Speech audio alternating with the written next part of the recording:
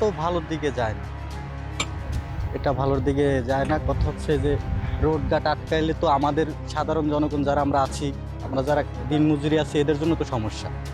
বলতে গেলে হচ্ছে এদিক দিয়ে তো ঠিক না, একটা মানুষকে জ্যান্ত পুড়িয়ে মারা তো ভালোর দিকে দেখায়। দেশ কি সুস্থ রয়েছে?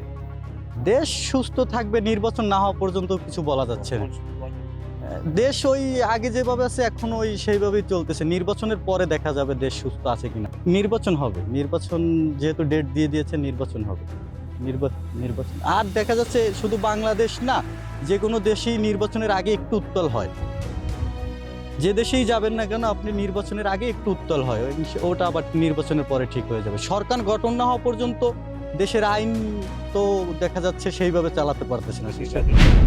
এখানে বসেই তো শুনছি সবকিছু। আমরা যখন এসেছি তখন তো পরিস্থিতি ভালোই ছিল, এখন কি হয়েছে বলতে পারবো না। খুব একটা ভালো নেই তো শুনছি, কিন্তু আমরা সাতক্ষীরা ডিস্ট্রিক্টে সবাই ভালো আছে। মানে আদার্স বাইরের সাইডে কি হচ্ছে বলতে পারবো না। তা তো বলতে পারবো না, না ঢুকলে না। আমরা তো সবাই ফ্যামিলির এখানে, এখন ট্রিটমেন্টের জন্য এসেছিলাম, এই ব্যাক করছি আজকে। এই মাঝে মধ্যে এক একটা হয়, কোনো ঝামেলা বাঁধলেই ভাঙচুর শুরু হয়ে যায়। এটার কোনো নেই আমাদের বাংলাদেশে নিয়ে, কোনো রকম ঝামেলা বাঁধলেই ভাঙচুর শুরু হয়ে যায়। এটার কোনো ঠিক নির্দিষ্ট কোনো নেই। মোটামুটি তো ঠিকই আছে আমার হিসেবে।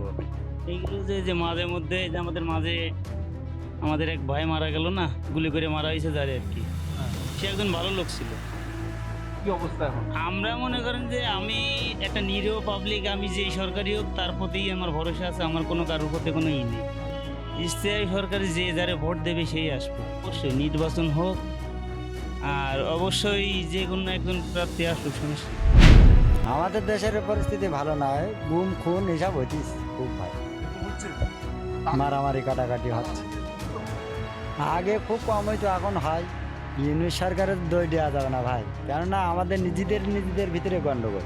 একটা সরকারের একটা দোষ দেওয়া যায় না ভাই সহজে। আমাদের পরিস্থিতি এখন হচ্ছে কিনে ব্যবসা বাণিজ্য নেই, আমরা ড্রাইভারি করি, ব্যবসা বাণিজ্য করি, লোকজন আছেন গাড়ি ঘোড়া চালাতে পারছে না, বিভিন্ন হচ্ছে কিনে অভাব অনাটন যাচ্ছে মানুষের। এই যে কিছু নেতাকেতা আছে, ছোট ছেলেপিলি এরাই আসছে কিনে বেশি সমস্যা করছে। কারা কিভাবে বলবেন, টুকাই ছেলেপিলি যে যা আছে। এটা মনে করেন আমাদের হিন্দুদের উপরে খুব নির্যাতন চলছে, এটা আসলে মুখে ভাষায় প্রকাশ করা যাবে না। এটা এই সরকারের আমলে হচ্ছে। বর্তমান পরিস্থিতি আমরা মনে করেন মুখ খুললে আমাদের স্বাধীনতাটা আমরা বলতে প্রকাশ করতে পারি না। তো সবাই নাগরিক হিসেবে যেভাবে চলাফেরা সেটা আমরা পারি না। হ্যাঁ, আগে ছিল। হ্যাঁ, মূলত সংখ্যালঘুদের উপরে এই আক্রমণটাই বেশি। কারণটা কি, যেভাবে দেশের পরিস্থিতি, কারণ আমরা স্বাধীনতা, আমরা আমাদের ওপর কেউ একজন অন্যায়ভাবে একটা কোনো কিছু বলতেছে বা অন্যায়ভাবে কিছু করতে, সেটা প্রতিবাদ করতে গেলে তো আমরা তাদের হাতে মার খাচ্ছি, এই কারণে আতঙ্কেতে আছি।